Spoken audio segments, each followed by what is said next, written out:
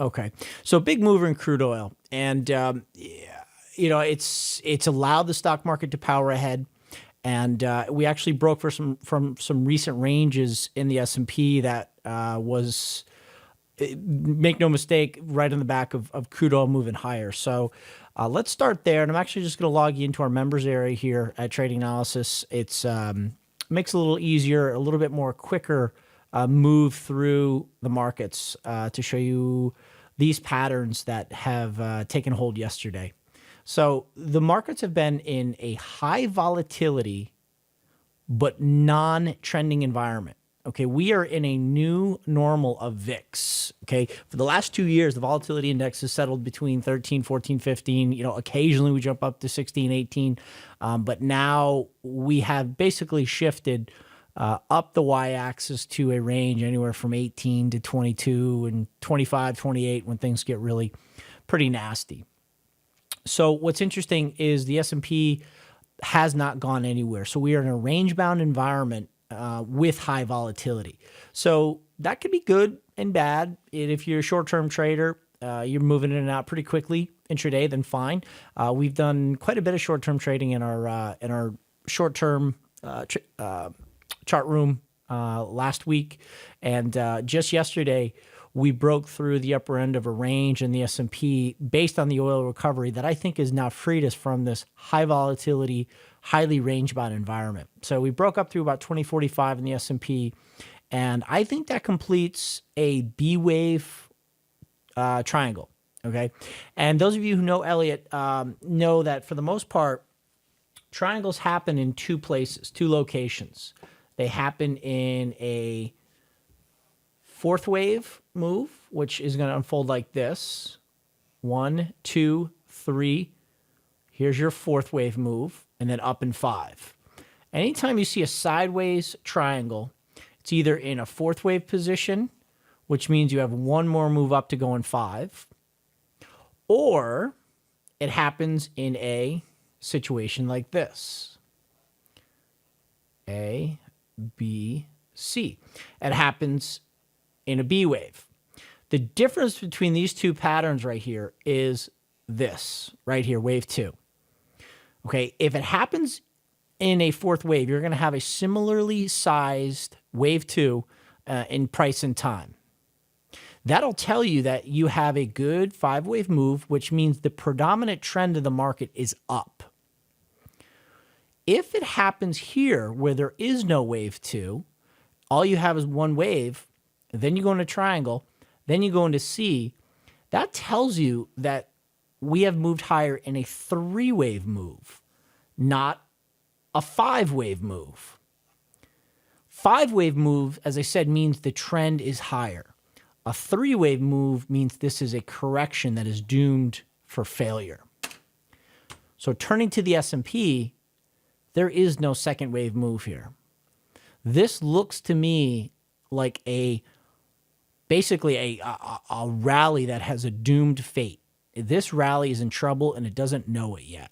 And I am not a picker of tops. I do seldom do I try to counter trend trade, but only when you have overwhelming evidence will I look to step in front of this move. So what's my point here? This, I think, is a B, C correction, which means the trend in the S&P has temporarily shifted from higher, and then all of a sudden, right about here, we have gone into an ABC correction, which faces FRZ, fib resistance zone, between 21.5 and 2100 in the S&P. This is the first break yesterday, and I'll zoom in. I think it was about 2045 in the SPX that was broken. We are in a uptrend, but I think we're going to have a 5-wave move that faces a wall of fib resistance in this zone that will ultimately fail. I'm not calling for the top of the market.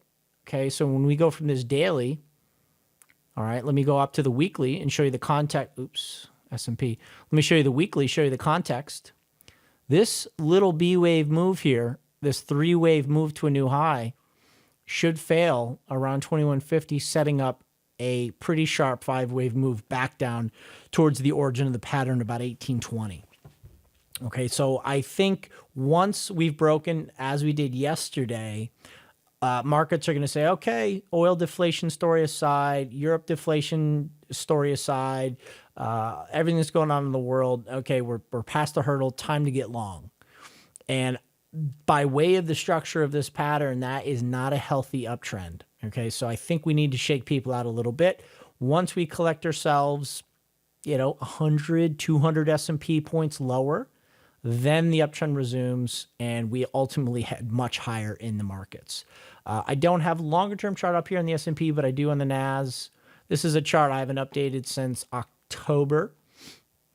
This is the NASDAQ. We're doing this little move up here in wave 3. We should have a wave 4 move down, and then over the next several years, you're talking 2020, 2025, eventually you see 8, 9, 10,000 in the NASDAQ. So again, I'm calling for a short-term top, but just within the course of the longer-term uptrend. So that is the NASDAQ. Crude oil. Let's move over to crude oil. Crude oil saw a nice push up, which I think has allowed that S&P to break through resistance. And the timing of the move in crude was in no way, shape, or form random. Okay, I'm going to show you something that will knock your socks off. If you're a current client of mine, you've heard this, but it's okay to review. If you haven't heard this, if you're new, this should knock your socks off. And if it doesn't, I don't know what to tell you. Crude oil, weekly chart. This is a continuous contract. All right. In fact, let me just do this live.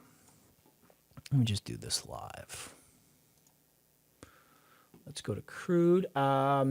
Joe, yeah, I'll be doing dollar CAD. Actually, it ties in exactly well with this. So yeah, I'll definitely touch on dollar CAD. It's actually a setup we're looking to take. So let me do crude oil. If there's other markets you guys want me to look at, please throw them in there as well. Okay, crude. All right, so credit crisis decline. Eventually, euro up around 160, crude oil up around 190. Eventually teetered out, and credit crisis was in play. This move in crude oil, which started up around $190, began in July 2008 and traded all the way down to the week of February 3rd, 2009. That was a 31-week decline. That was 31 weekly bars, which obviously is 31 weeks, bottoming in February of 2009. Since then, we've gone into a massive, nasty triangle, complex correction. Correction ended on the week of June 20th, 2014. When did it end up here? The week of July 6th, so just about 2 to 3 weeks later. We've declined from $103, $104 all the way down to a low of around the week of January 25th, 2015. This, from the high right here, the beginning of the move, all the way to the low, was 31 weekly bars. So we had a 31 bar decline that ended in the beginning of February 2009. We just saw a 31 bar decline that ended in the week of January 25th, 1 week later, but 6 years later. So the move that we just saw higher in crude was by no means random. It was a beautiful, symmetrical decline in a period of extremely high volatile price action. When people say technicals don't work, when people say technicals are self-fulfilling prophecy, oh, please, do you really think shorts came in and covered because this was the 31st week and we know oil bottomed back then? No, there was so much volatility and panic with major oil corporations and major oil traders dumping these positions. Do you think they covered their shorts because of this technical level? Absolutely not. No way. It happened and it worked because there is pattern structure. There is a rhyme and reason to these markets, which allows us to make money as we did. So that for me is just that's what gets me out of bed in the morning. I love seeing stuff like this. That unless you have the tools and you have the education, know how to uncover this stuff, You're not going to know how to do it. So I did a video yesterday just kind of showing you how we traded it with clients. If you guys go to the trading analysis homepage, I'll put it in the chat window there. You can watch it after, but there's a YouTube video there in the bottom right. In fact, I'll just link you over to it right there. Go ahead and watch it at the end, or you can ignore me right now. That's fine, either one. But they are live videos showing you how we traded that live. So that's crude oil. Going down from the weekly, here is the intraday 3-hour time frame. This was the low back in January 13th. This was the actual low. There's that week of January 25th. The weekly bar began right there. So that was a Monday on the 25th, 26th. Actually, it started on Sunday night. We've chopped down. And what I'm looking for here in crude oil, and as I explained in that YouTube video that I just posted in there for you guys, I'm wondering if this is a corrective flat. Okay, it's a 3-wave move that unfolds like this. Let me just draw a little model for you. It's going to be an A, it's going to be a B to a new low, and then a C to a new high. All right, and there's going to be subdivisions that look like this. So this is after a long extended decline, 5-wave move down. We then go into a correction, all right? And the first thing you want to look for in a flat is after a strongly trending market, like we saw in the downside in crude, you want to see an initial little 3-wave move up. So you're going to do 3 up. You'll then do a false break below the low of A. So you're going to break below the A wave low, the origin of A. But again, you're going to do that in 3 waves. A, B, C. Okay. Now markets are really going to shake people out of their shorts, fake them right out of their shorts. And they're going to squeeze back above these lows. And then the market is really going to toy with you. And it's going to move higher in 5 waves above the high here. So after an extended decline, 5 waves down, 3 waves up, 3-wave false break to a new low, 5-wave false break to a new high. So people think we're breaking down, they get short, they get stopped. People think we're breaking the new highs, they get long, they get stopped. Then the market does what it wants to do, which is continue the downtrend. And it's following the old adage, markets, two come to mind. Markets go to the most obvious place, which is lower, and the least obvious way, which is, by definition, an ABC correction. Also, markets are going to go where they're going with the least amount of people on board. And by shaking people out towards the lows here, shaking people out towards the highs here, that's the market doing exactly what it is designed to do. So the pattern as it applies to crude, I think this is a 3-wave move up. This is a 3-wave move down, followed by a 5-wave move higher. Now, some of you who are new to Elliott will say, Todd, what about all this stuff in here you're not labeling? I totally understand. And what you want to do is bring in smaller analysis. Okay, so this is going to be ABC. This is an ending diagonal. Basically, guys, this is all accounted for. C wave, A wave needs to be a 5-wave move, so it's going to be 1, 2, 3, 4, 5. I'm basically not showing it to you just to keep things simple. But those of you who are new to Elliott and say, what about all these unlabeled waves? Each of these blue waves has a substructure that we should look for, and it is accounted for. Wave 3 needs to have 5 smaller waves to make sure it's a good wave 3. And it absolutely has that. It's going to go 1, it's going to go 2, it's going to go 3, 4, 5. Okay, so I'm wondering if this is a flat. All right, we were long pretty much from about here. We sold our longs into the spike high, into the flat. So when a lot of people were trying to buy the break above the A wave high, we were exiting longs into this move because I'm cautious that this is a 4th wave flat. And as people are trying to secure the low in crude at the 40 area, I'm wondering if that was just a wave 4. And we do have a final 5th wave move to go into the 30 level to finally get people out of long positions and kind of crush all dreams and hopes of a low in oil. Okay, so that's what we're looking for in crude oil. And from there, there's been some pretty good moves in the dollar. And tell me what you guys are markets you guys are looking to trade. You guys are trading currency markets, you trading stock options, index futures. Let me know what you're doing, and I can kind of cater this to you so you can derive the most benefit from it. Dollar did sell off here on the move higher. And let's see, where is the dollar?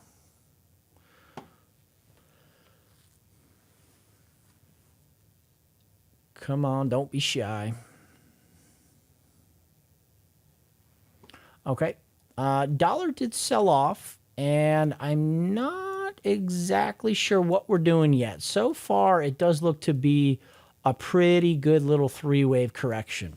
And as I said, five-wave moves signify uptrend. Three-wave moves signify a correction to the trend. So that's a pretty good little three-wave move. We'll see if we can get some continuation of the downside. The fact that it held 100%, A wave is equal to C wave right at the lows and then began to bounce, that's interesting. Okay, if this downtrend in the dollar is going to continue, what needs to happen is this wave needs to extend lower, and this C wave needs to do something like this. It needs to do 1, 2, 3, 4, and then start moving lower in 5 to the 1.618. So dollar futures have to start moving lower if this trend in the dollar is to continue. If we hold this 93.50 area in the dollar futures and then start pushing up, dollar retracement over, uptrend resumption about to resume. Okay, so that is key level. Dollar should move up, and then if we fail around this level, then I think the dollar downtrend continues. Okay. So that's that.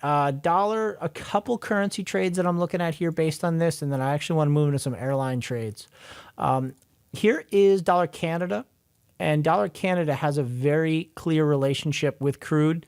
As crude oil has been ripping lower, dollar Canada has been moving higher. Dollar Canada sold off here as crude oil recovered. This is a 3-hour chart of dollar Canada. And we're looking at a possible 5-wave move off the highs. And what we're looking at here is blue 1, blue 2. And then inside of a good wave 3 decline, we have 1, 2, 3, 4, and we're holding resistance in dollar Canada. Short-term traders could look to be short 125 with stops 125.55, just above invalidation. Okay, so that is short-term. Dollar Canada looks like it wants to move to the downside. Euro dollar, I'm also tracking potential sell signals here in euro, but again, if this dollar sell-off is going to continue, we need to hold support 114, 113.5 in euro, and then continue higher. Again, if we break through 113.50, start moving down in the euro, then I would consider that analysis of the crude oil flat being correct. I would consider that crude oil flat being correct, being that we've seen resistance up in crude and we should see a downside move to come.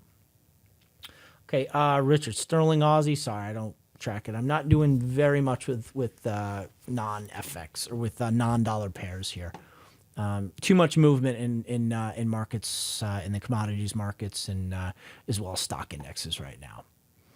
Okay, so that is that. The other oil-related FX pair is dollar Norway. Really good correlation to the crude oil market, and we're tracking a 5-wave move down in dollar Norway. So Norway, obviously a major exporter of Brent. I think they're the 6th largest natural gas producer in the world as well. And Norway, a lot of Norway buying yesterday with a huge move higher in crude oil. So dollar Norway has resistance back into the 765, 777 area here, and could set up a nice short if we can get the move. Okay, so those are the two FX pairs we're looking at. Crude oil, big question on the table, as I said, the flat, and let me just revisit that real quick. because then we're going to go into a couple airline, oh boy, I can't even talk, airline trades. So crude oil, 50.94, down 4% here, head of the open.